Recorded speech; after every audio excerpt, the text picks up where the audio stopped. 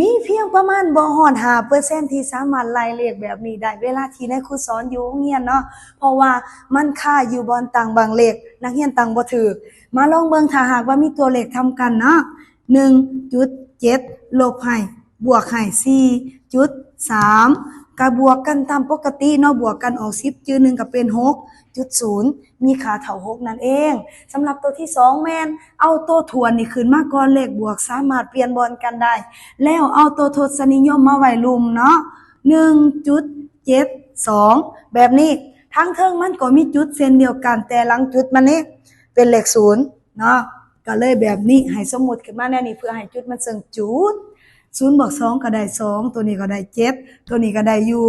4ตัวนี้ก็ได้อยู่2เมื่อฮอดจุดก็เอาจุดลงมาเท่านี้ซื่อๆง่ายๆเนาะข้อนี้ตัวกรณีข้อเดียวกันไปผ่านเลยเนาะข้อนี้บัดนี้นะ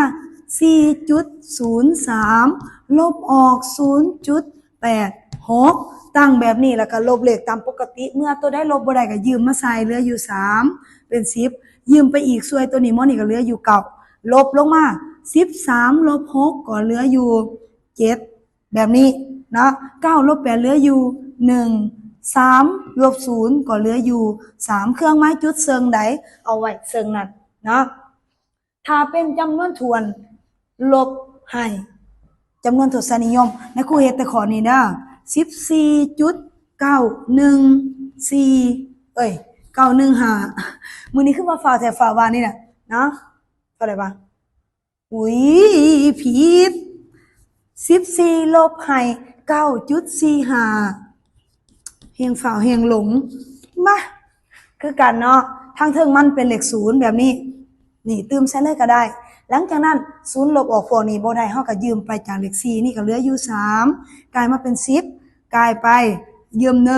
เนาะในครูได้อธิบายวิธีการเฮ็ดแบบนี้แล้วในข้างก่อนซะนั้นคันเข้าใจแล้วก็ต่อเลย10ลบ5เหลืออยู่5 9ลบ4เหลืออยู่